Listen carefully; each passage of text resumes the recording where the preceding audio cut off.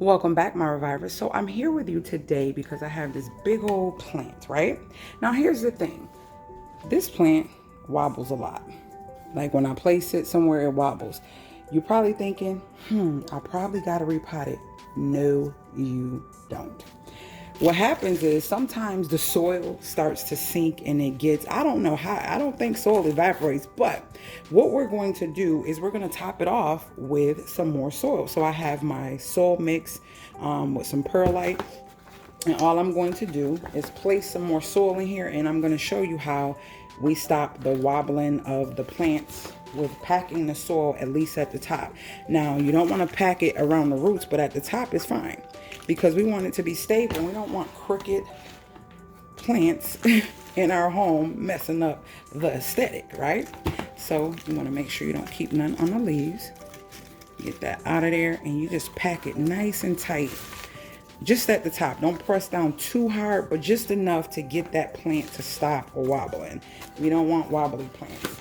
And the reason I'm keeping these in here is because I have these in some beautiful, beautiful rope baskets. And this pot fits perfectly, which is the pot that they came in from the nursery.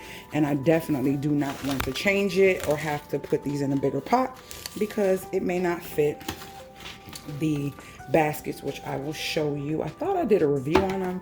I don't know where that footage went. The baskets were so inexpensive. I think I paid like $8. So now we have a pot, a plant that's not wobbling and it's not rocking, and we have just added soil. That is all you do when you have a big plant that starts to rock and seems like it's not in the soil correctly. Now, if you do pack it really tight, all you can do is take let me show you.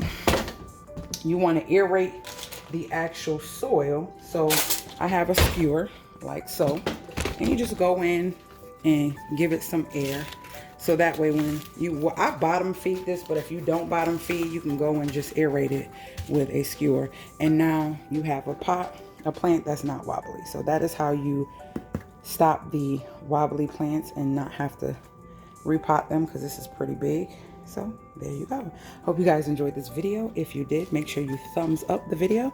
And if you have any questions, leave them below. If you are new to my channel, join my family by subscribing and hitting that notification bell so you're notified every time I load a video as such, and ones that help you save coins and show you lots of how-to and DIYs around your home to make your house a home. With that being said, if there's nothing else, I will see you guys later, Gators. Oh, wait, let me show you what it looks like.